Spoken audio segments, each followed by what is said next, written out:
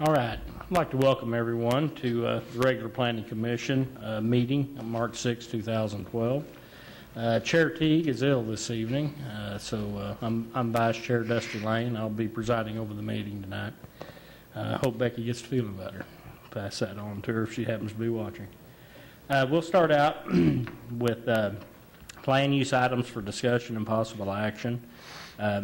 LC Partners Preliminary Plan Unit Development PZ 12.1617, requesting review and approval for proposed PUD to rezone property addressed as 213 West Elm Avenue from RM Residential Multifamily to RM PUD Residential Multifamily with Plan Unit Development to allow for construction of a multi-level apartment consisting of 233 units and 327 space parking complex.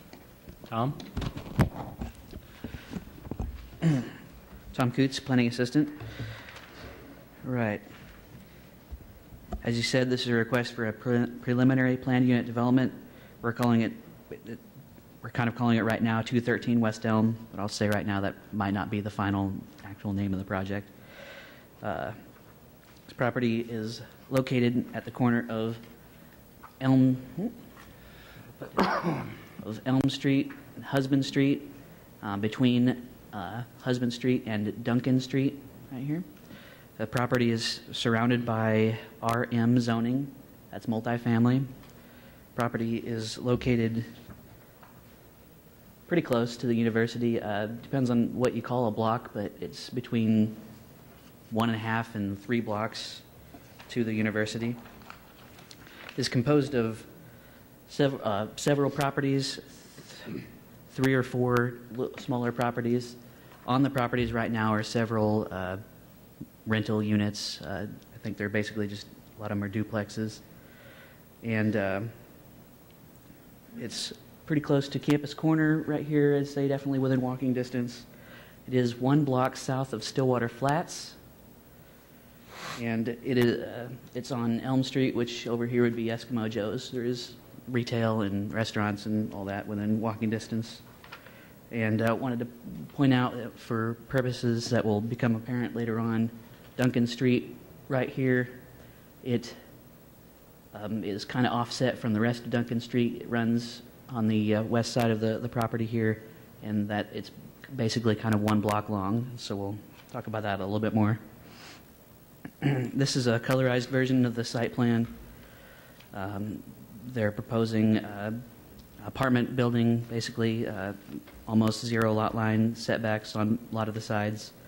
It'd have 155 1-bedroom units and 78 2-bedroom units for a total of 233 units, and that would be 311 bedrooms.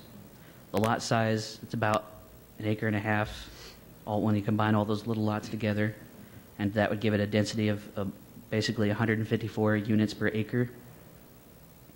They are proposing an attached 5 or 6, or depending on how you call it, with a parking garage. They're multi-story parking garage attached to the apartment building, and it would have 327 parking spaces. They're only required to have 311 parking spaces, so they'd have more than they'd be actually required to have in this case.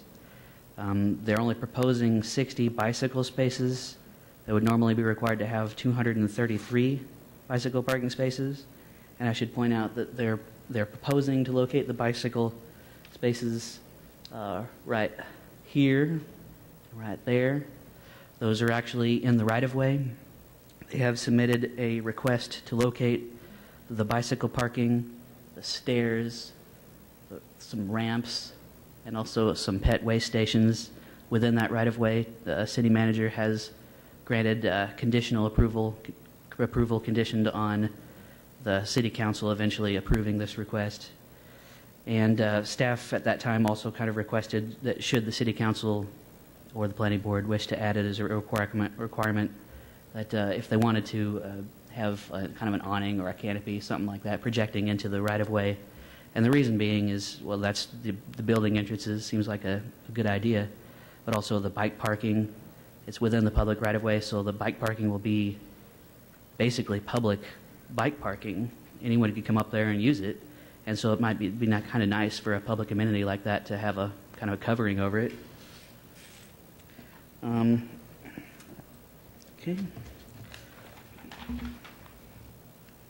Also wanted to point out that within the parking garage, they're proposing kind of a variance on the parking space size. Normally, the parking space needs to be 9 feet by 20 feet without an overhang area for the car to park over. They're proposing 9 feet by 18 feet. Now, this is the same size that was approved in the previous project before at Hester Street and 4th. And should point out that the lot size, with it being an acre and a half, this building covers 90% of the lot. Normally in the RM district, the lot coverage would be 40%. Setbacks they're proposing are on the north side, which would be the north and the east, be the fronts. They're proposing 0 setbacks. The west, which would also be considered a front because, well, I guess that takes me back to Duncan Street, the discussion about it. Duncan Street was platted as an alley many years ago, but it today is being used as a street.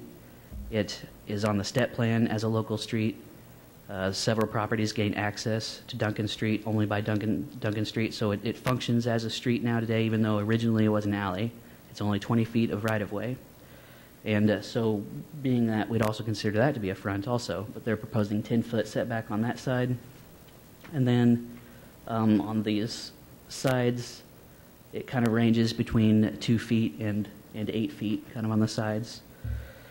And normally, the RM district will require a 20-foot setback on the north, east, and west sides.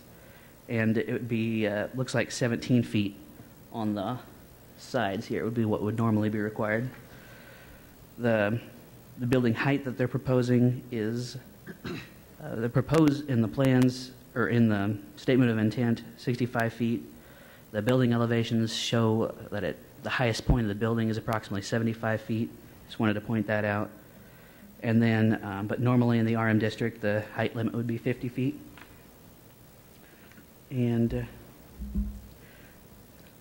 they're proposing some landscaping areas in the courtyards. They're showing landscaping in the right-of-way, although that doesn't count toward their landscaping requirements. They're showing a number of trees and shrubs along the south side there. Together, all that just barely gets them to meet the landscape requirement by points, not by area, but just by points. And did want to point out that, going back to Duncan Street, since we consider it to be a street, we normally would require a sidewalk along anything that's considered to be a street, and the current site plan doesn't show a sidewalk. And also, kind of with the site plan, if you didn't gather, the entrance to the parking garage is right here. They gain access from Husband Street. And there's another existing driveway kind of on the south end there. That's where they're proposing to have access for dumpsters and then the electric transformer. But right now, the existing site plan we're not comfortable with on the access for the dumpsters, because where the dumpsters would be kind of right there, there isn't enough room for the trash trucks to pull off the road to get the trash. They'd be hanging off into the road or just have to, do it in the road. And so that's kind of a hazard, and it would be blocking the sidewalk. So we're still not comfortable with that issue. This is it does look, okay, on my screen it doesn't look very colored, but up there it does. This is a colored building elevation. This is the view from Husband Street. As you can see, this is the parking garage entrance. It does have apartments over the entrance, the parking garage. They're proposing brick. That's the darker color, kind of at the base, kind of a clapboard material on accents there. And then the white areas, that's stucco. And these areas are kind of bumped out from the rest of the building by about 2 feet. It kind of sticks out. And this is the view from Elm Street. You can see down here, this is one of the building entrances. The way to get into the building is that you either take stairs down to the basement level, or there'd be a ramp going down. The entrance is actually on the very bottom level below street level. That's the pedestrian entrance from the sidewalks. The design of the building itself is, they say it'll be kind of neutral colors, not wild colors or anything like that. It's kind of a modern motif. And as you can see, there's these things that stick out on the top. What these are is the top floor has some loft units, so these are kind of two-story units, but they aren't take up the whole top level. They're just kind of projections here and there. And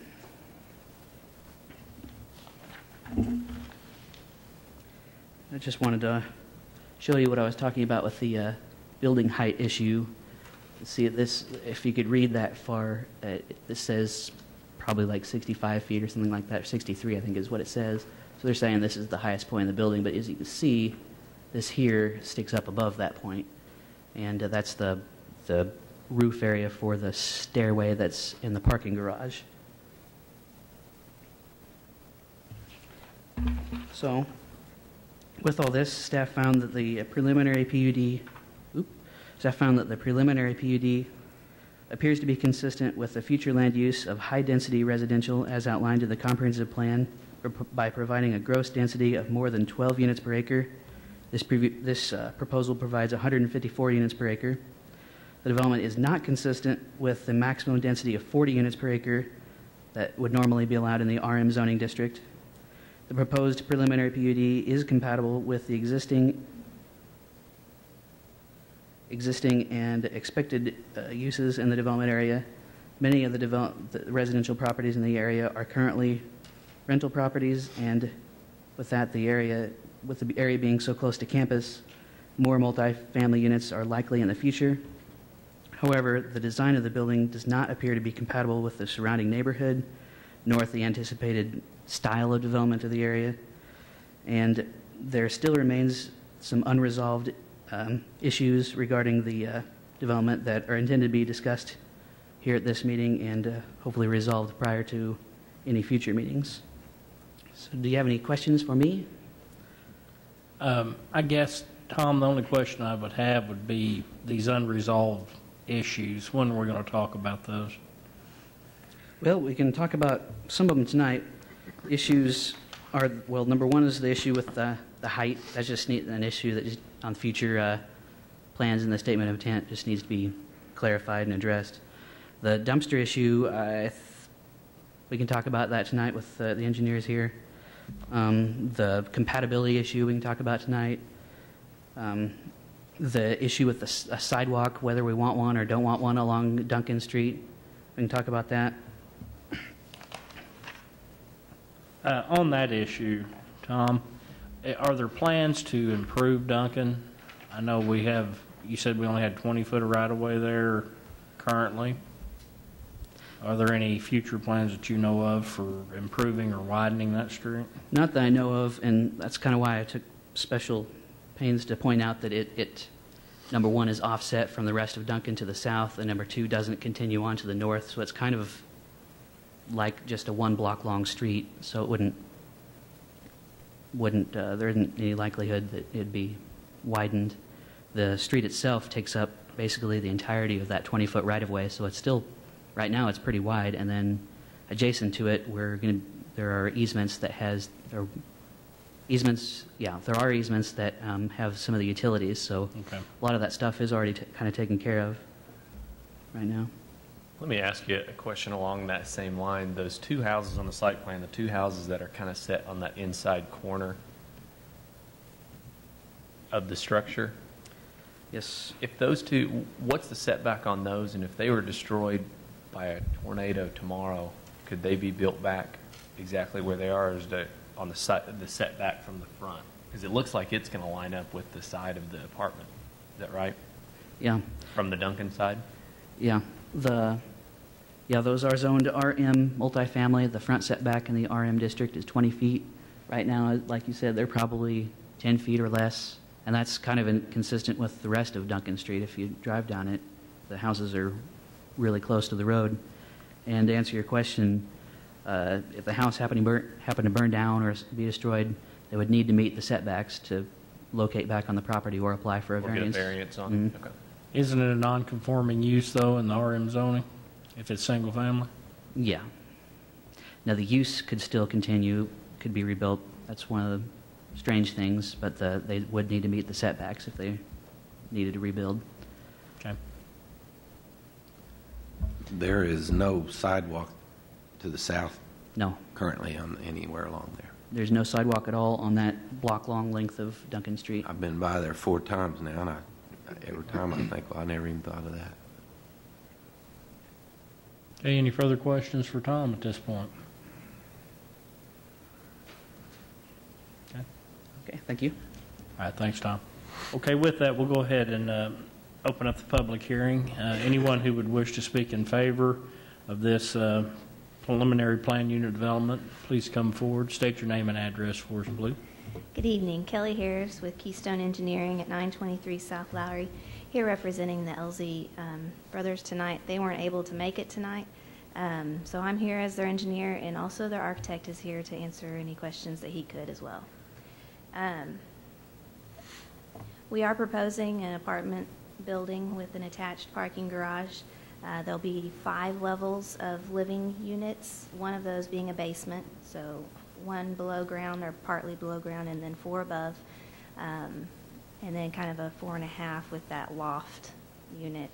And then 7 levels of parking, one of those being in a basement as well. We are providing center courtyard areas, 2 courtyards, one with a pool for public or for resident access and enjoyment. There are 2 pedestrian entrances off of Elm on the north side of your screen, as Tom mentioned. Those stairs and ramps are within the right-of-way, and we do have the conditional approval from the city manager for that. The 1 vehicle entrance is off of Husband. Keep getting it confused with Hester. So we have just the 1 vehicle entrance into the parking garage, and then just south of there is the access to the transformers and dumpster area. The bicycle parking is along the north entrances, along with the pet waste stations. Those 2 entrances we are planning on being the main entrances. Due to the closeness to the campus, we foresee most of the people walking, and so those accesses will be used the most.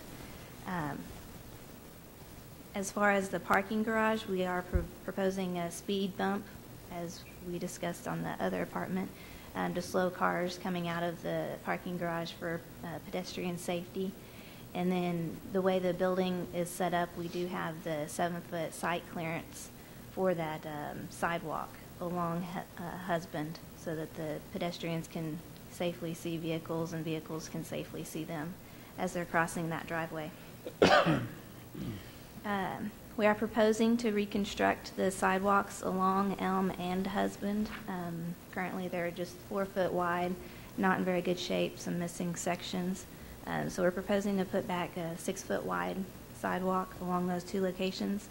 As far as along the alley, that is a platted alley, 20 foot wide.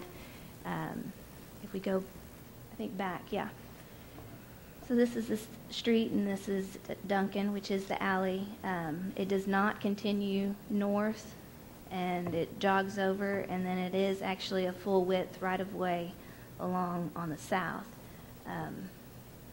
There would have to be major changes to this development area for this to ever be developed. It's not included in the step plan to ever be developed as a truly local street or any reconstruction along there. As of right now, we're proposing not to construct a sidewalk along that side of the property. The building setbacks, we have, let me go through here.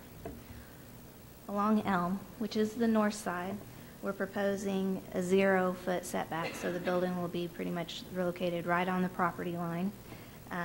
That does allow for 25 foot from the edge of the building to the curb and gutter of Elm Street, so you'd have some green space between the building and the street. We'll go along clockwise, so on the east side, that's another 0 setback. It's approximately 9 foot from the building face to the curb, and then we've got that 6-foot wide sidewalk along there, so there's not much green space between the building and the street on that side. As you go around to the south side, we're proposing 8 foot along there. That's where we've got the transformer location, and we're also needing to bring some drainage along the south side and out to the alleyway on that side. As we work around on this kind of, I'm going to call it the parking garage west building line, we're asking for a 5-foot setback along that side. The tallest point of the building of that stairwell that Tom mentioned earlier is pretty much located right there. So that would be the tallest point of the building. As we work around, we're requesting 2-foot setback along this side. And then we're at a 10-foot setback along this side because there is a 10-foot water line easement along that property. There's an existing water line in there. Pretty much all around the building, the required setbacks range from 20 foot to 23 foot along all sides of the property.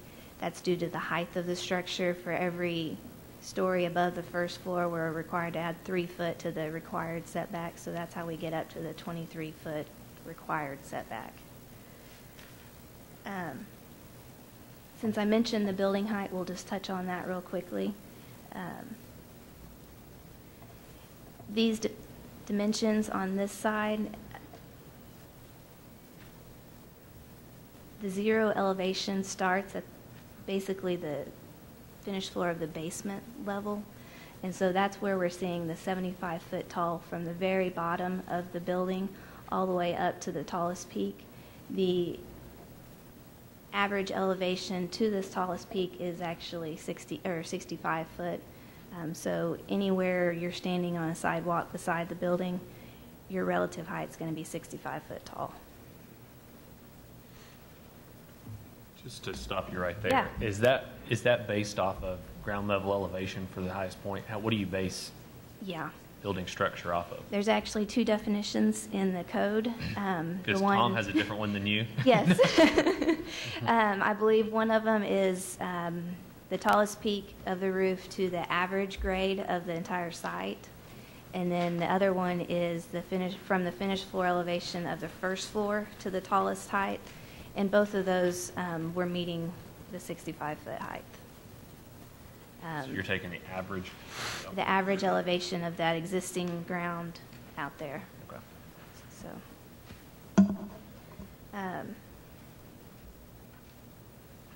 as density goes, here we go. The allowed density by right is 25 units per acre. We could ask for a specific use permit and get that up to 40 units per acre. We're asking for 154 units per acre. Just to put that in kind of, Dusty, I know you've been involved in some new ordinances that have been coming forward. There's been a draft.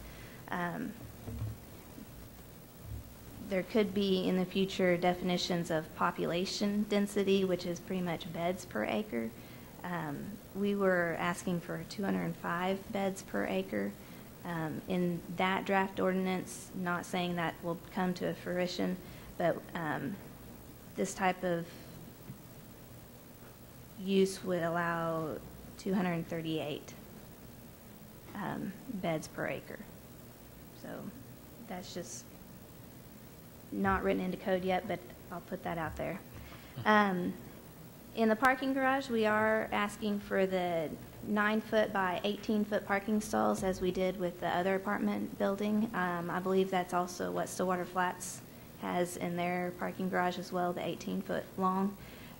We would like the understanding that we haven't designed the pillars that are going into the parking garage, and that could decrease the size of those parking spaces.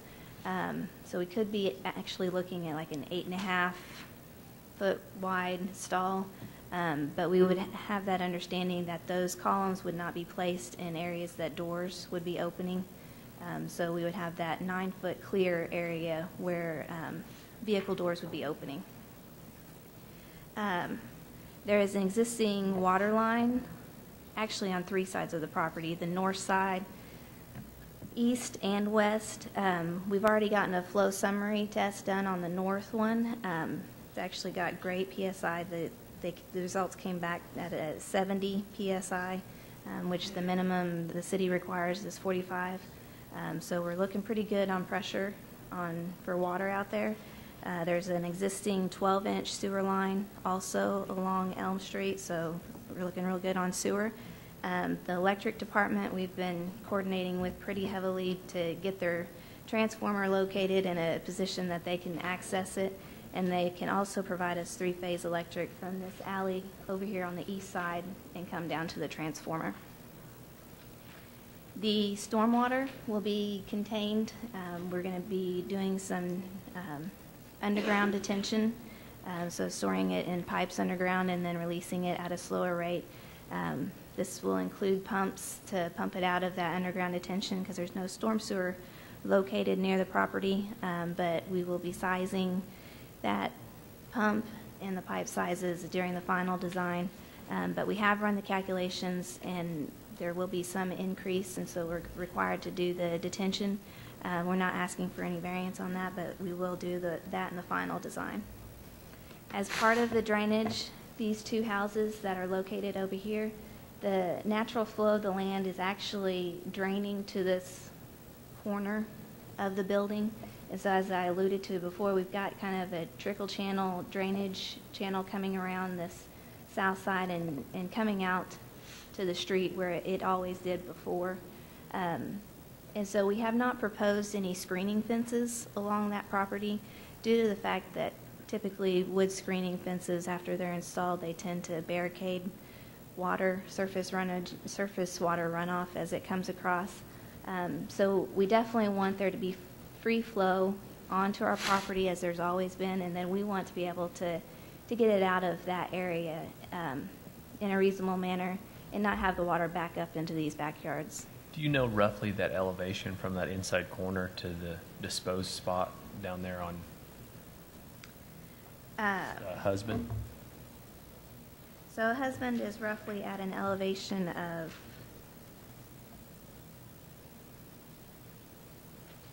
968, and that corner, we're probably looking at a 905 to 903. Did I say that right? No. Looking at about a 5-foot difference. 5 foot? Yeah. Elevation change across there. So you probably have not required any type of grade calculation on that or anything yet to... I have sized it to make sure that we've got enough width that the drainage channel can accept that water that's coming through there, and so I know that we've got enough width to put in a 2-foot drainage And you channel. have enough grade Yeah. to go down? Do you know what that grade is by any chance? For concrete trickle channel, we can go at a 0.5% slope, so it won't be any shallower than that. Okay. Yeah.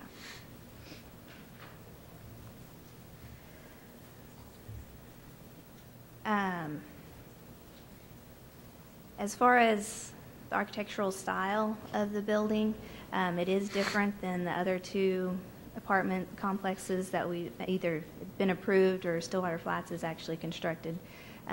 They all have tall peaked roofs, largely brick structures. This building is proposed to be more of a modern design, and I'm getting it out of my element a little bit, and Brad can speak more to this. But I do know that the tall peaked roofs add to more of a bulky appearance. They're make more of a massive building. And the building height would increase if we added those peaks. So keeping it at the 65-foot tallest height will allow that to stay fairly short. you want to go ahead and talk about what? I guess first, thank you for hearing us tonight, and this is exciting for us to be doing. I would. Can we get your name? And Yeah, sure. My name is Brad Boozer. I live at 2213 Browning, Manhattan, Kansas. Specifically speaking about the architectural style, I would agree that is a slight divergence from the style of the neighborhood. Many of the originally single-family homes that have been converted to duplexes are, of course, maybe a Craftsman or wood-framed style. I drew more of my influences from the scale of buildings that you maybe find more around Stillwater that are 4 or 5 stories in height, rather than from the much smaller homes in the neighborhood. Part of that is choosing a palette of materials that's common in your city, red brick, stucco, which is very common, and siding as well. And so most of my inclination of changing the form or the geometry of the building probably relates more to like maybe the church next door or some of the buildings on campus rather than the adjacent neighborhood. I think part of that would be part of the reason I would offer that as a positive approach is neighborhoods in transition. More than likely in 20 years we're going to see a much different looking neighborhood than what we would right now, and crafting an architectural style on something that's highly transitional and whatnot would maybe not necessarily be the best choice. And it's also difficult, and I would offer an authentic way of rendering a building that's 4 or 5 stories, as opposed to a building that would typically be rendered in that way and maybe 2 stories or something like that. So it doesn't necessarily translate as well as, in my opinion, as well as some people would desire. So I don't know if there's any other questions specifically about that I can answer, or concerns. Well, I might add that in a lot of the publications I receive, that this style is really being used a lot on both coasts. I see a lot of the projects and some of the larger developments going on in the Carolinas, and basically the exact same look as what you're going for. Okay. And it looks real nice. Yeah. Thank you. So I appreciate that. yeah. But anyway, so we kind of understand Great. where your inspiration You never quite is know there. how people feel. I appreciate it. Thank you very Thank much. you. Just had a couple more things to finish up. We did have a neighborhood meeting a couple of weeks ago. A few people showed up. I believe we've got a couple landowners as well here tonight. A couple of things that came up were the water pressure. At that time, we hadn't completed the flow summary, and since we've gotten that back, it looks pretty good. On-street parking, since we're providing more than what's required, we're planning on everybody being able to fit into the parking garage and not adding to the on-street parking area. Guest parking, we're not planning on signing any of the parking spaces as specific guest parking. They would just, typically those parking numbers, required parking numbers, include turnover, guest parking, and allow for that sort of thing. Privacy fence, I kind of explained the drainage challenge back there, and nobody really pressed the issue. And then the neighbor to the south, this property here is a rental property. They came to see me later, specifically in my office, about it. Right now we are proposing trees along that south property line. They had issues getting their property insured because of a large tree that was in their backyard, and they really didn't want to see other trees planted near their property. That kind of goes against how we try to screen the building with the trees. We've still got the trees in there as planned, because if we don't have them in there, we don't meet the landscape point requirements as required by city. That was pretty much all the neighborhood concerns that I've heard thus far. I can answer any questions you have. Kelly, Tom had mentioned a concern with the dumpster area and Yeah. trash pickup. Do you have any ideas on how y'all might be able to help resolve that? Yeah, that came about as meeting with the electric department and trying to get the transformer in the location that would work for the electric department. Originally, we had the dumpsters located closer to the parking garage, and the transformer was to be out at the corner. Due to clearances needed for that large transformer, we've swapped spaces with them. So the dumpsters are now located on that corner. The truck, from pretty much the edge of the building, or the edge of, I'm going to say, the garage doors, those dumpsters are inset in the building and have garage doors that will be closed unless it's trash day. So from the edge of those garage doors to the edge of the street is about 12 foot. That the trucks are typically longer than that, so they will be sticking out into the road for a short period of time. We don't feel that they're going to be there for any extended period of time, so we don't really feel that this is a great impact to traffic circulation. They're not going to be there any longer than a dump truck that's going up the street picking up each individual residential blue cart. The vehicles would have to go around that vehicle as well. So at this point, we don't see it as a big impact. Any possibility of getting that over on the that quasi alley side?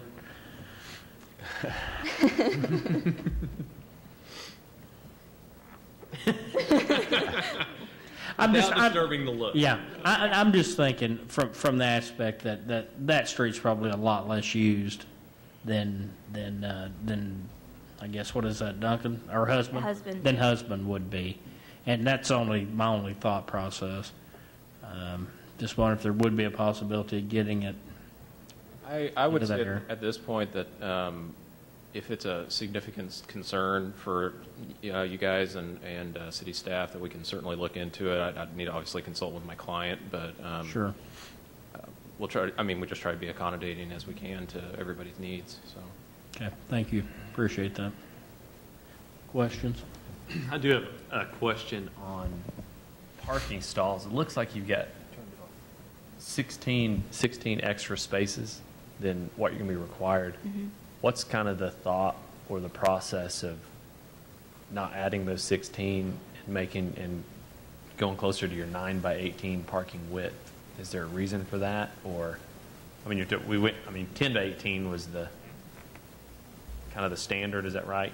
And No. or 9 by 18 is the standard? Nine No, by 20. 9 by 20. Okay. If okay. we don't have allowance for a 2-foot overhang for bumpers, we're required to go a 20-foot stall depth. Otherwise, if you do have that allowance, we have the 18.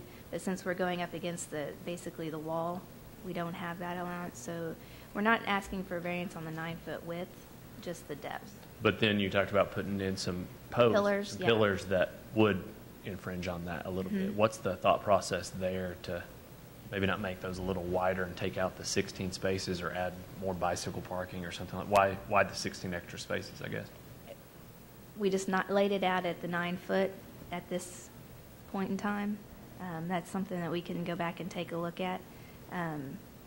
If we made them a little wider, how that would lay out space-wise.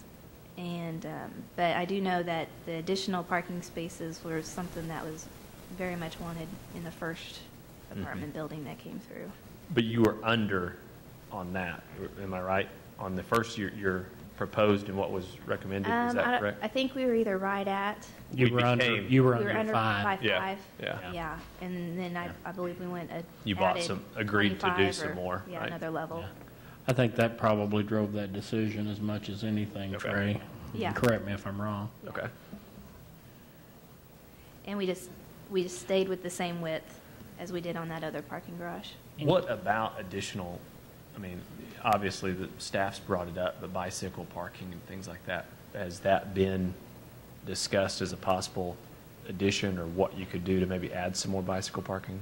Because I would think too, reading on staffs, I would think there's going to be a lot of people ride their bikes being that close to campus, I would think.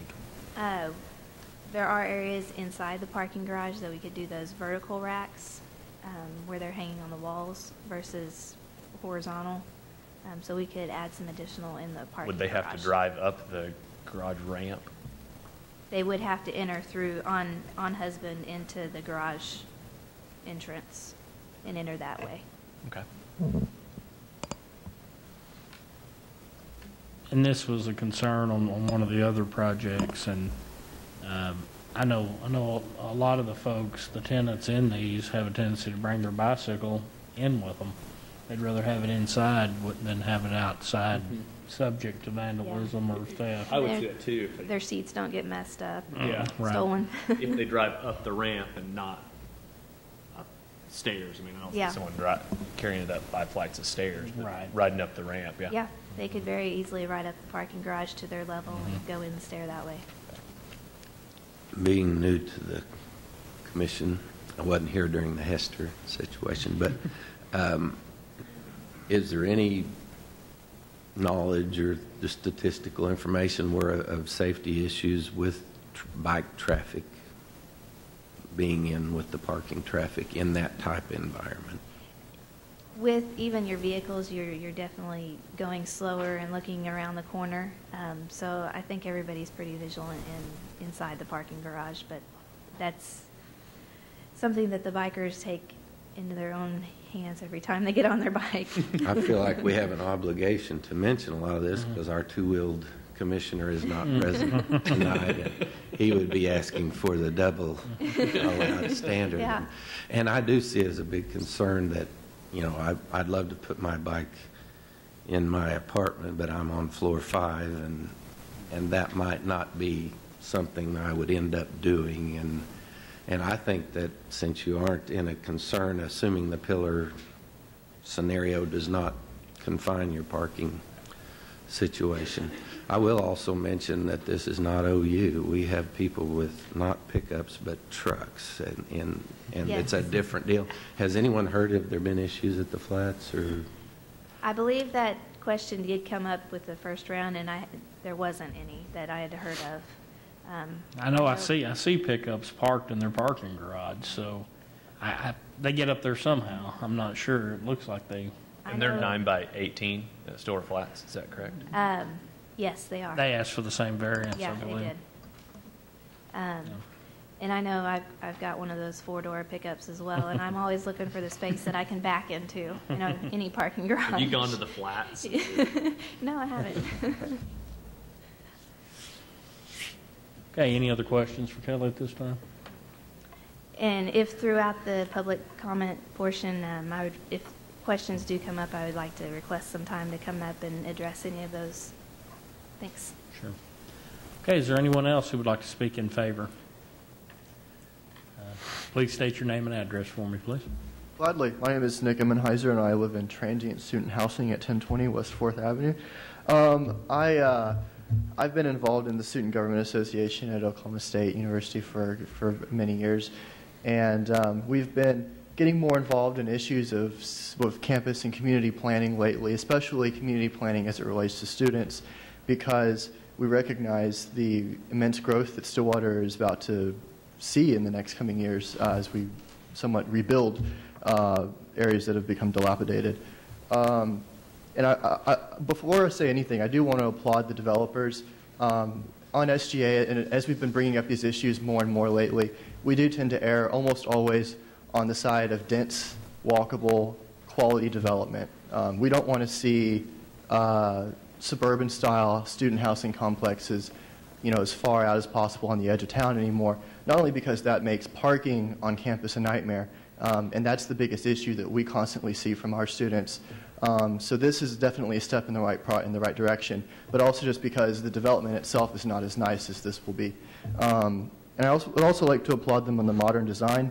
I do appreciate the traditional design and using the OSU brick of their other development at 4th and Hester, but I think that good architecture is the spice of life and the spice of cities, and I think we should have as much variety, quality variety, that is, as possible in our city. And I kind of lament what happened with the Stillwater Flats. I kind of liked the old modern design that they initially proposed, and they came back down to the traditional style. And I think that Stillwater's finally ready for something that's a little bit more outside the box. However, we do have some concerns. The bicycle rack, number of those are going to be a concern of students and of the Student Government Association. We would like to see the ordinance applied fairly and in a standard way regarding the number of bicycle racks that are required to be on the streetscape, to be a part of the streetscape, not just because it's important to make the bicycle racks available on their route to school for the residents, but also because having the bike racks a part of the streetscape not only reinforces that, hey, this is a bicycling community, but also that bicycles, storing bicycles, just having them visible in the public realm is something that reinforces that, you know, when you're driving around town, you've got to watch out for those bicycles. So we don't want to minimize the impact of bicycles in the visible realm. We want to capitalize on that, rather. I would also say that just today, especially today and tomorrow, students on campus will be voting on a bike share project that we're working on. That's been a few months in the progress in the Student Government Association. We're doing as much as we can to turn our student body into a bicycling student body, partly to alleviate our parking issues on campus. And we're realistic that that's not going to make it go away. But we just think that quality of life and public health and walkability, livability, and all these things stand to reason to gain so much from people bicycling and from bicycling becoming a major part of Stillwater. So I would really encourage you guys to enforce the bicycle requirement and hold the developers to that. And also, we would love to speak with the developers, and I had some things I would love to speak with them about regarding the bicycle issues. Myself, especially our bike share project, as we're looking to expand and work with the city with rack locations out in the community. And I think that working with developers is probably the best way to find meaningful partnerships in the community to expand such a program that students have already decided that we want to link our campus to other places around the community. Also, as far as the modern design goes, I heard the architect mention that stucco would be used. There's different kinds of stucco, different models of stucco, as I'm sure many of you guys are aware of. I would be wary of accepting what's called EIFS, which is a synthetic structural building system that generally is synonymous for rapid deterioration. We wouldn't want to see something as substantial as this project built that would deteriorate 10 to 20 years and then be just as dilapidated as everything else that's in that area currently and all around Stillwater. But this project is definitely a positive. There's no way around that. This project is a huge step in the right direction for Stillwater, and I'm excited to see it. And I'm excited to see more projects like this replace dilapidated, worn-down neighborhoods and repair neighborhoods, most importantly. So thank you. Thank you, Nick. Okay, is there anyone else who would like to speak in favor? In favor at this point. Yeah, we'll give a chance for opposition in just a second. Okay. Neutrals at the end. Yeah. Okay, anybody else in favor? Okay, seeing none, we'll go ahead and ask for anybody who would like to speak in opposition or neutrality, I guess. I apologize, I'm not better prepared today. My name is Kathleen Livesey, and I'm speaking on behalf of my husband, who resides at 120 South Husband. His name is Specialist Benjamin Livesey. Unfortunately, he could not be here today. He is an active duty soldier, and he has been medically extended, and he's serving his time at Fort Polk. If he had gotten out when he was supposed to get out, which would be last June, if he hadn't been injured in Iraq, he would have been here today. Thank him for us. I will. My concern, my immediate concern, is there's no crosswalk that drivers have to stop on Duck from Elm. And if you have this building with this many students leaving at the same time because classes start, this is when they start, this is when they end. I have had friends, my brother-in-law was actually hit on Duck, crossing over because he at one time lived at 120 South Husband, which I'm assuming is in the plan, 120 South Husband? Really? Yeah. And that's just sort of jumped into my mind that if something is not done, you're going to have a lot of either angry drivers or a lot of very hurt students, and that really, really worries me because my brother-in-law still lives at 120 South Husband, and I would drive by there all the time. I took a nap there today, actually, during my lunch hour, and I see students walking all the time, and nearly get hit. And while I know that there is a light and a crosswalk like a block down, they're not going to go there. So that's my concern. And I'm also a little bit concerned at a house that is over 100 years old being torn down and replaced by a parking garage. I wish I had documentation, and I would like to know if you guys are voting on this today, because I would love the time to find this out. Just how old, we call it the pink house because it's big and pink, how old the pink house is. I know that my husband's great-grandmother, who is 95, she turns 96 on the 25th of this month, has owned it for 60, 70 years. It's been in the family just forever.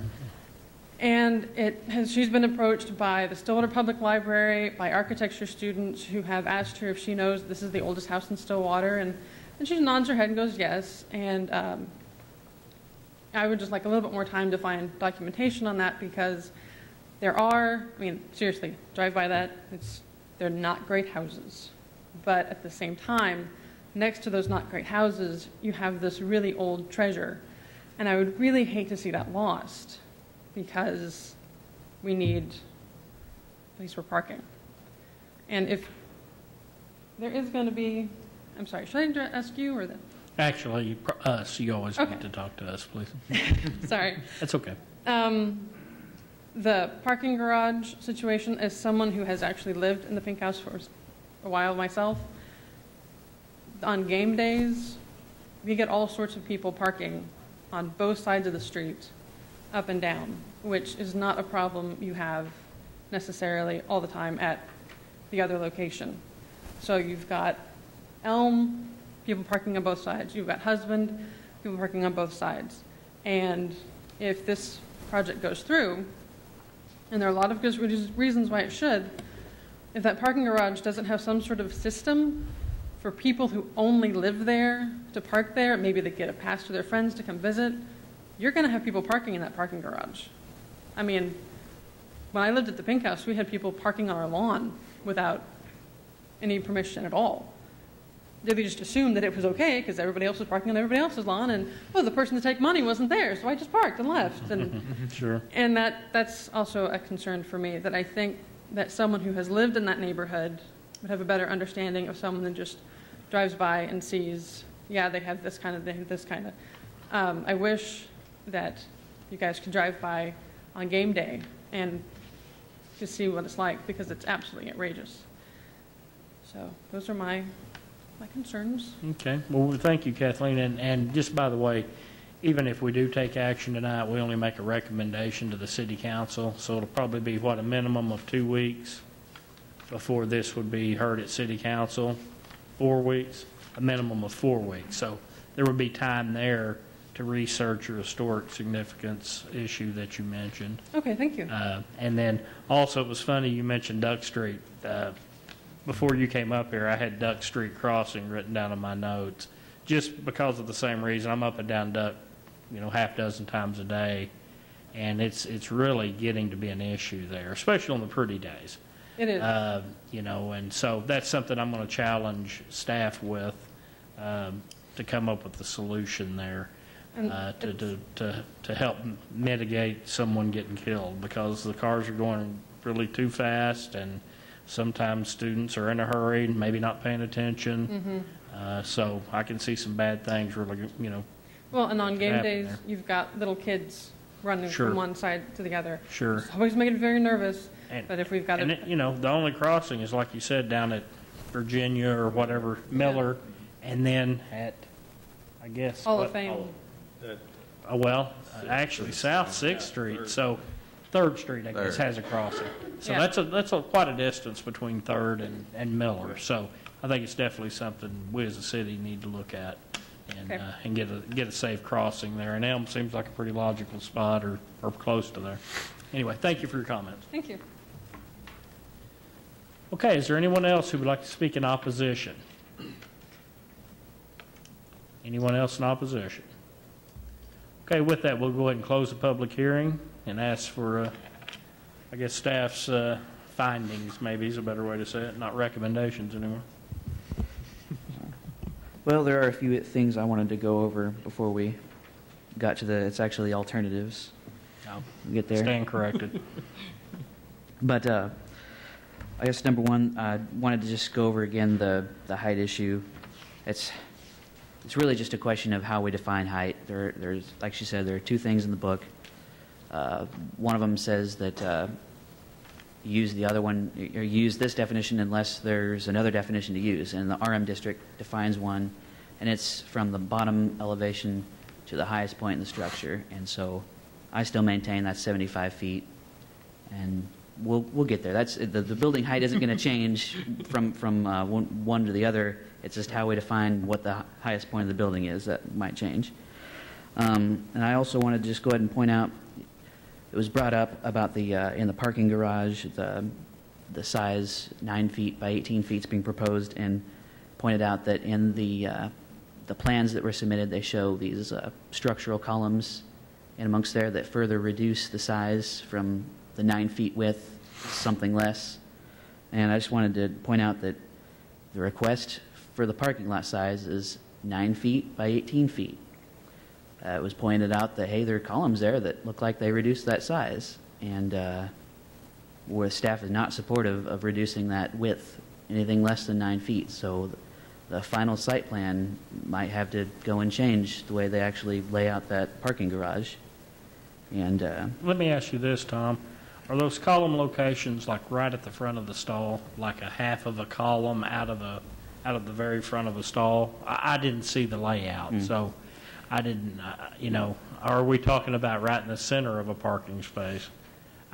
I guess the reason I'm asking that is I could probably live with, a 1 foot by maybe 2 foot deep out of the front corner of a column like you see in a lot of parking garages. I just didn't know what you're referring to. where the front of the car would, well, I guess you can park anyway, toward the wall side or toward the aisle side, are you saying? Because it's basically near the aisle, let's say within a foot or two of the aisle, and that's still up for discussion as to how close to the aisle the column will be. But the consultant, she's passing one out. Yeah, I've got one now. Excellent. Yeah, thank you. Kelly's is Yeah, bigger. Kelly's is bigger, so we'll pass that one down. Yeah, thank you, Dennis. The consultant's position is that that'll be dealt with in the final building plans when we get to that point. I just wanted to point out that when we get to that point, staff will require 9 feet by 18 feet unless the board approves anything different. Okay, appreciate that. And then I was asked to point out that staff is concerned about the ability to maintain these areas along the parking garage where it's 8 feet and 5 feet where the drainage area is. It would be very difficult to actually maintain those areas in the future. Just staff isn't actually very comfortable with that. Just wanted to point that out. What do you mean by, can you give some clarification on that? I probably cannot. Mr. Mason probably can. If he would please come forward. Let me ask you this while Mike's coming up. Is screening required? Because we're RM to RM, correct? That's right. And so screening normally would not be required? Normally would not. Okay, thank you. I'm sorry, Mike, go ahead. Mike Mason, Deputy Director of Development Services. I've already stated to the engineer that I have concerns about the ability for the south area along the apartment and the west side to be able to drain. The designer, the engineer, has put in a curved ramping of the trough around the corner on the parking structure.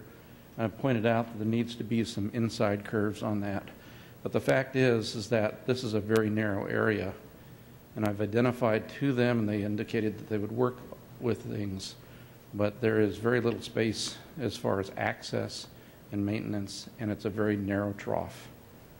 So my requirement would be that it has to be hydraulically sound. And leave it at that. Well, let me ask you this, Mike. In your expert opinion, would an underground system there be better with area drains than a trickle channel? Would that be more palatable? You know, I don't know enough about their design. You know, they're taking a lot of the drainage from the interior, and just that you have a perimeter edge drain. Maybe Kelly can talk to this about this a little bit further, but my concern is that there's a very narrow strip of maintenance, and if they're going to have to be in there to maintain, they need to have some kind of an easement agreement with the next door neighbors to be able to do so. So I've voiced that concern, then the engineer needs to work out the problems. Okay. And that whole drainage ditch is essentially draining the back two buildings, correct? It's not draining the structure, because that's got underground detention. It's just draining the back two buildings. Is that? You want to speak on that? Kelly, can you come up? Yeah. Thanks, Mike. In all actuality, we will probably end up with area drains in this back area, along with the concrete, just so that, you know, the grates don't fill up with grass and leaves and such. So in all reality, we probably will have a few area drains. We've got the underground detention is located in the parking garage, and that's being pumped out, so we can always add that into that system. Do you think there's any chance, Kelly, of getting maybe some kind of an access pedestrian agreement with your neighbors there, just to be able to give you a little more room to maintain those flumes and grates? And We can ask. Right now, there's 5 foot. That's enough room for somebody to go back out there and clean it out with a shovel in case it gets debris and anything in there. But if they would need to get equipment back there to fix any pipes or anything, we would definitely have to ask for permission to get on somebody else's property. I don't know. I'd like to see that at least talked about, you know, maybe an additional 5 feet, especially on the one that's so narrow, the two that are so narrow. This 2 foot and 5 foot. Yeah, on those two, if there's any way possible, you could negotiate something with those property owners for a perpetual, you know, Private drainage easement or something. or I don't even know that it needs just access easement. Pedestrian easement would probably suffice. So, anyway, any other questions on that issue? Okay, thank you, Kelly. Yep. Okay, and then to continue, we talked a little bit about the dumpster location. Kelly mentioned that didn't think that the trash trucks would only, they come, pick up the trash, and they leave. They wouldn't be there very long. But I just wanted to point out that they're anticipating that they'd need 6-day-a-week pickups. So it'd be pretty much every day that the trash truck would have to come. And the Waste Management Department views it as a safety issue because it's blocking the sidewalk and it'd be blocking part of the road. And just wanted to point that out. And then on the bicycles, just wanted to reiterate, probably noticed there isn't an elevator in this building, so if somebody did want to take their bike up to their room, they got to huff it up the stairs or ride through the parking garage.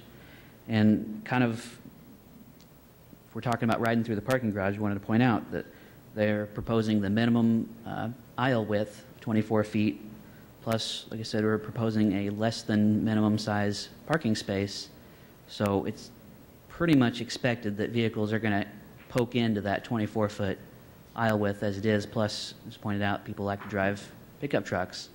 And so it'd be pretty expected that that 24 foot isn't going to be 24 feet of actual aisle width. And to expect bicyclists to go through there, it seems like an unsafe type situation. And also just wanted to point out for points of reference that Stillwater Flats was approved to be up to 70 feet tall, and then the 4th and Hester project was approved to be 72 feet tall. Any other questions for me while I'm on to these issues? Any other questions? Would you like me to go to the alternatives? Please go to the alternative. All right, let's go. Okay. We can accept the staff findings and recommend that the City Council approve the proposed preliminary PUD as it is, or we can accept staff findings and recommend that the City Council approve the proposed preliminary PUD with modifications to the plan regarding, number 1, requiring a sidewalk along Duncan Street along with either a right-of-way or easement dedication for the area where that sidewalk would be. Number 2, the number of bicycle parking spaces may need to be increased. Number 3, address the architectural design and neighborhood compatibility issues. Number 4, addressing issues with access to the dumpsters to the satisfaction of the appropriate city staff.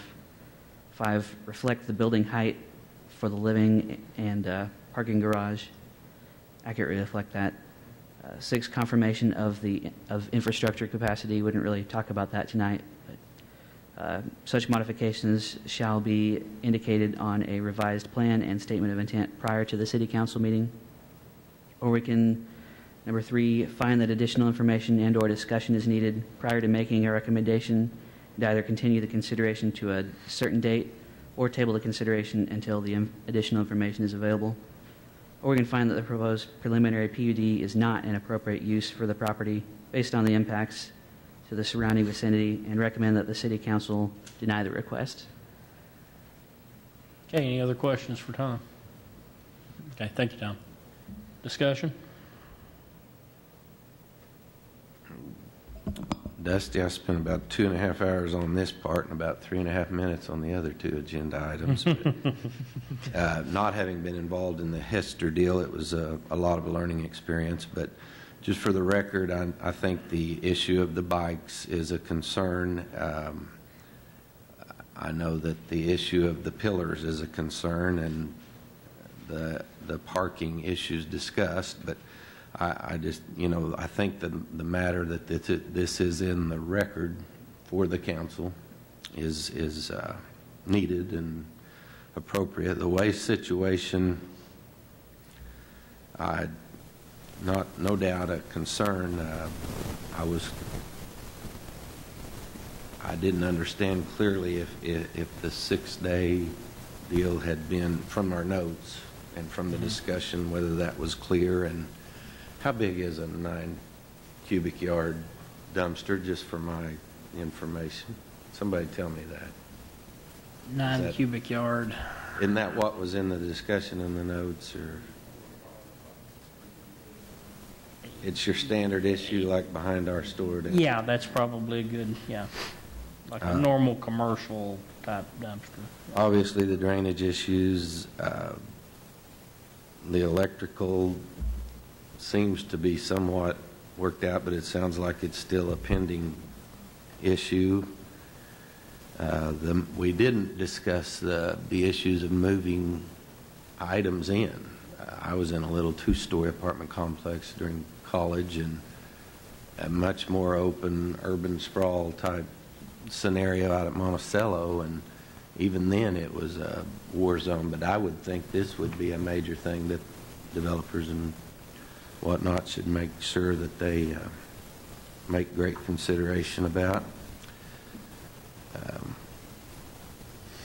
I do see some very much positives, the improvement to the area in general. There's some situations there that, and I like the concept and the way that it ties into the comprehensive plan that of the future of OSU and our city. That's why I'm on this commission. And I'm not sure I don't like the look of it. I kind of, after you made that comment, or the other day, we kind of briefly discussed it aside. And Stillwater is growing, and it is, with the reduction of housing to the north, obviously, of the stadium, etc. I do see many positives of getting them closer, and I know the parking issues that they face and whatnot. But all of these things, I'm glad, are in the record for council's consideration after our activity. And too, Joe, that's something that if and when we decide to form a motion or a motion for recommendation to the city council, that could be part of that motion. Correct. And so keep that in mind as well. Trey, comments? Yeah, I'd like to kind of reiterate a lot of what Joe said. I like the look of it. I think it's something a little different. I think that's good. I think we get in the box a little bit in Stillwater and do a lot of the same things, but I really like what the student said, talking about trying to provide some, I mean, everyone knows it's going to be student housing, and trying to provide an opportunity where students have a place where you could eliminate some parking.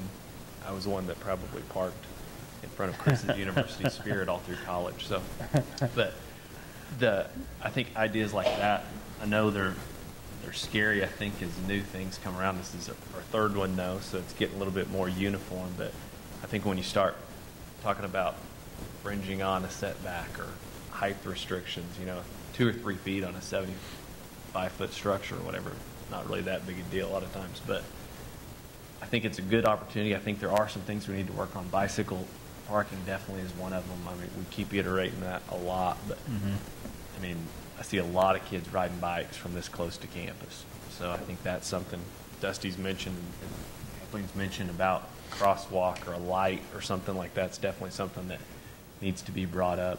I don't really see the point of a sidewalk down Duncan. I mean, to me, that kind of just seems like it's just adding something to the developers. If I don't see Duncan becoming a street anytime soon. It hasn't in the last 100 years, so I don't see it happening probably anytime soon with the jog and stuff anyway. So, Okay, thank you. Same concerns as I have, and Trey, after you mentioned earlier about the parking, the overage of actual, 16 parking spaces or whatever we're over, and in hearing everyone's concerns, maybe a better use of at least part of that overage would be additional bicycle parking,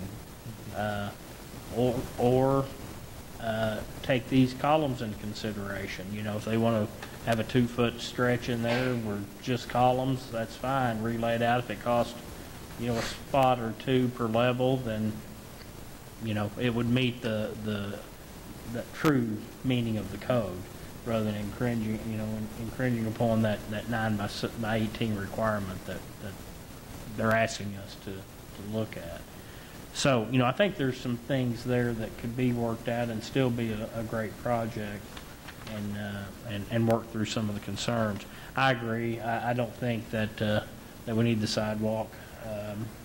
I do have a concern with the dumpsters, and I would say if I were to make the motion, I would say that we need to require either the trash truck being able to get completely off of Husband, or moving it around to the Allen/Duncan side, where it's less traveled, and just make that a requirement in our recommendation. I'm sure there's a way to work through that. But again, I think the bottom line where I've kind of changed my mind a little bit during the discussion is the fact that I could probably live with a few less parking spaces if we could, get some of these other issues resolved, especially bicycles and dumpsters and those kind of things. So anyway, that's kind of my 2 cents. And I would really encourage staff to visit with traffic department, and let's see if we can do something with Doug before somebody gets killed over there. It's crazy, and it's not only this project that'll be increasing bicycle and pedestrian activity, but that area as a whole seems to be busier and busier. So I think we sure need to make that a priority for our city. Anyway, that being said, would somebody like to make a stab at a motion here? I'll recommend staff's alternative number 2. Accept staff findings and recommend City Council approve the proposed preliminary PUD with modifications to plan regarding skipping number 1. No one, okay. The number of bicycle, accepting number 2, number of bicycle spaces to be increased, skipping number 3. Accepting number 4, addressing issues with access to dumpsters as specified by Dusty, that the trash truck could get all the way off of the street or be accessed down the alley. I guess number 5, accurately reflect the building height. I don't know if that's an issue or if that's something that maybe there's some clarification on that. Number 6, confirmation of infrastructure capacity. I think most of that's been done. But Such modifications shall be indicated on a reverse plan and state of intent prior to city council meeting. Second. Okay, we have a motion and a second. Further discussion? Okay, if we have none, please place your votes.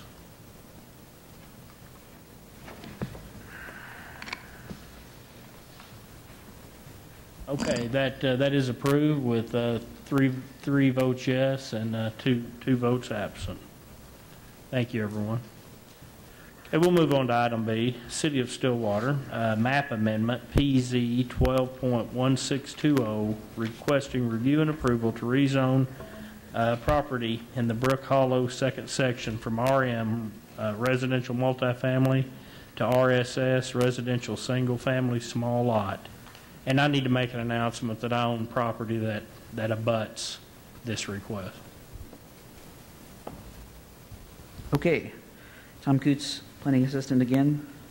Once again, this zoning is proposal applied for by the city to rezone the entirety of Brook Hollow second section in the hatched area here.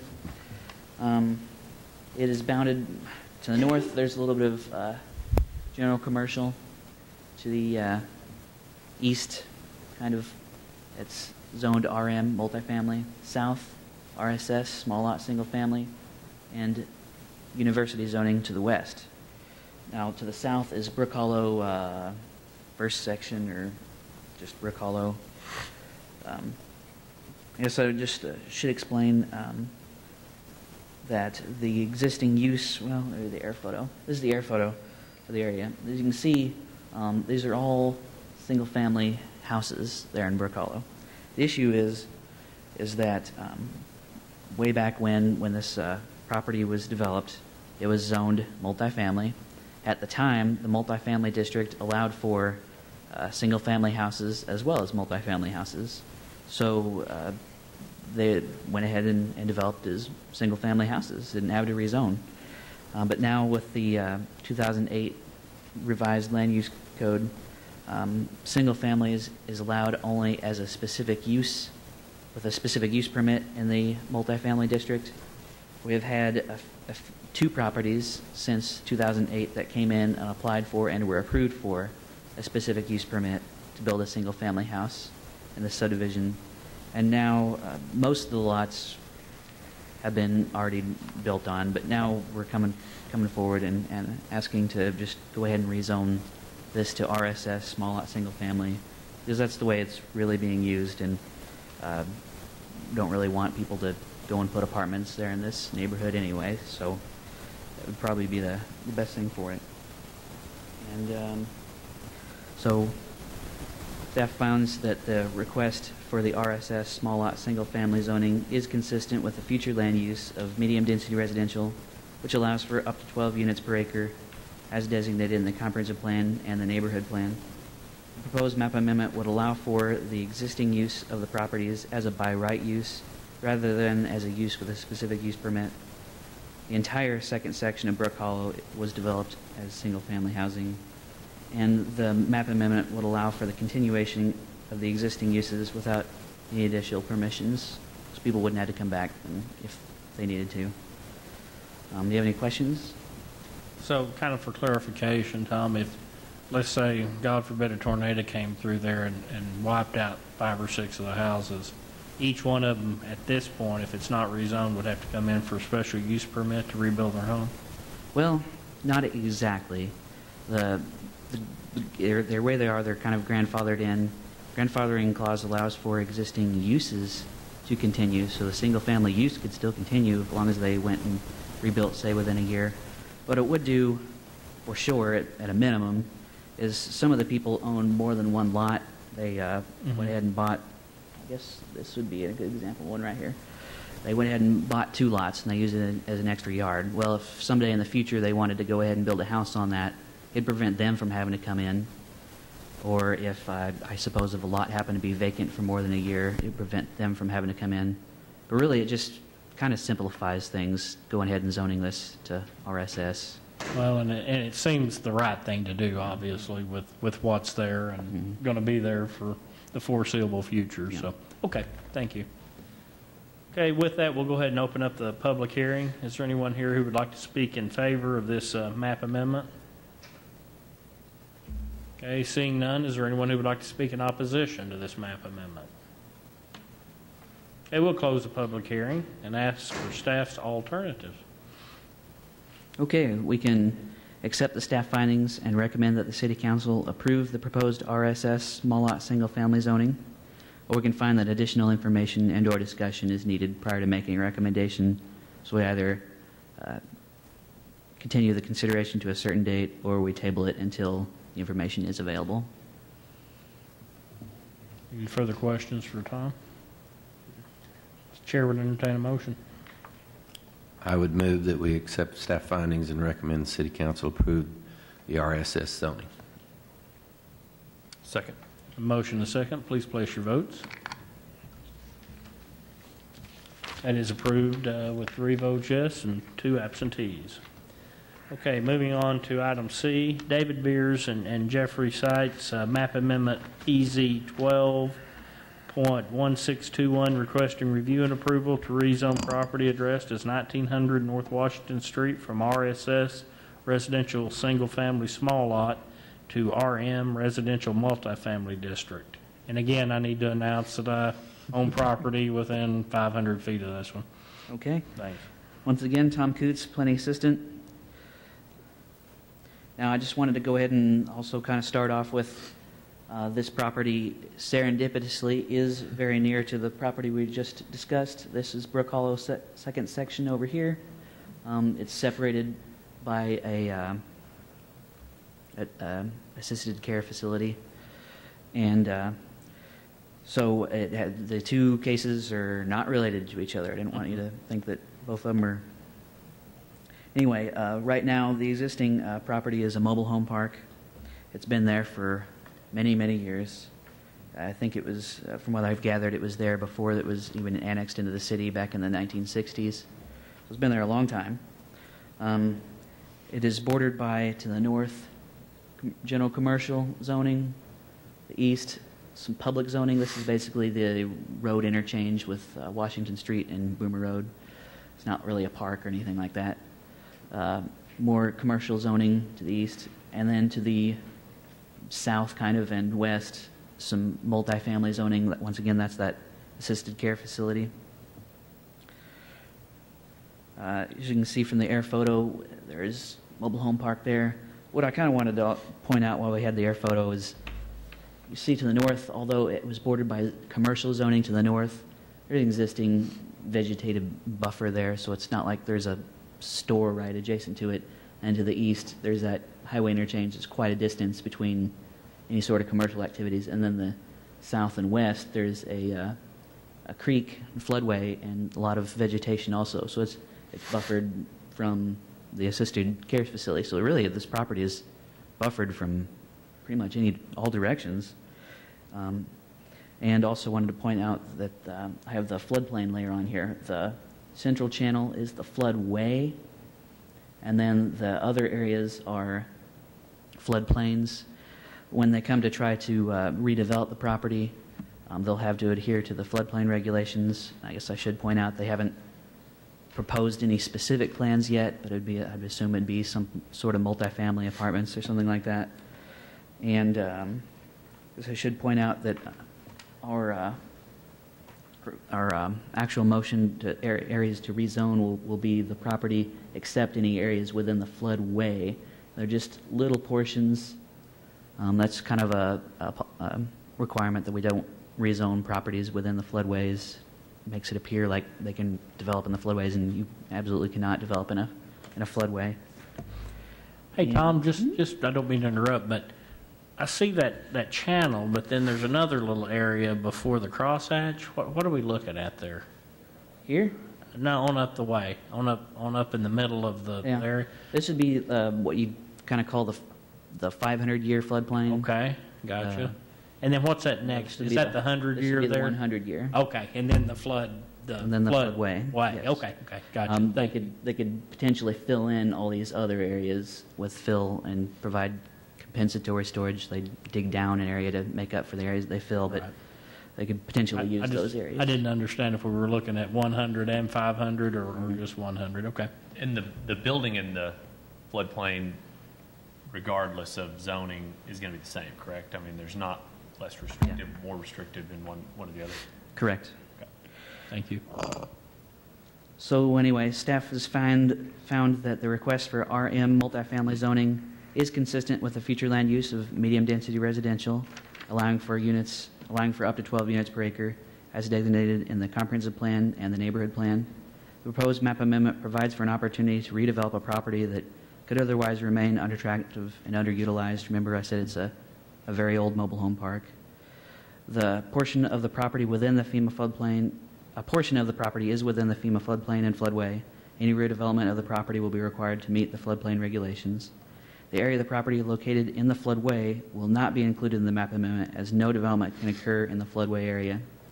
And the multifamily zoning district is considered to be a compatible zoning district for this location, being adjacent to commercial, public, and multifamily zoning, and as I pointed out, the buffers that are existing. Do you have any questions? Any questions for Tom? Thanks, Tom. Okay, at this point, we'll open up the public hearing. Is there anyone here who would like to speak in favor of this map amendment? Yes, my name is David Beers. I live at 1418 East 4th. I'm one of the owners on this property, and basically just came up to see if y'all had any questions that I could answer for y'all. Are your plans to do some kind of multifamily there? Yes, maybe we're eventually? planning on doing some type of student housing there. We're still kind of developing it and seeing what we could do. This is to help us basically facilitate a development here in the future. Sure. Appreciate that. I have no questions. Thank you. All right, thank you, David. Is there anyone else who would like to speak in favor? Okay, seeing none, is there anyone who would like to speak in opposition to this map amendment? Okay, we'll go ahead and close the public hearing and ask for staff's alternatives, please. Okay, we can accept staff findings and recommend that the City Council approve the proposed multifamily zoning, except the area within the floodway, or we can find that additional information or discussion is needed prior to making a recommendation, and we can either table the consideration to a certain date or table the consideration until the additional information is available. We can find that the map amendment is not an appropriate use for the property based on the impacts to the surrounding vicinity, and recommend that the City Council deny the map amendment. Thanks, Tom. Discussion?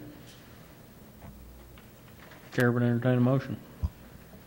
I'll move to accept alternative number 1, accept staff findings, and recommend the City Council approve the proposed RM multifamily zoning, accepting out the area designated as floodway. Second. Motion and a second. Please place your votes. That is approved with 3 votes yes and 2 absentees. Okay, under miscellaneous items from staff for discussion, our next Planning Commission meeting is March 20th, 2012. And I was going to mention that you could still have time to vote, but you're down to about 50 seconds. So that's probably not going to work. Anyway, that being said, Chair would entertain a motion for adjournment. So moved. Second. Please place your votes. We are adjourned. You guys really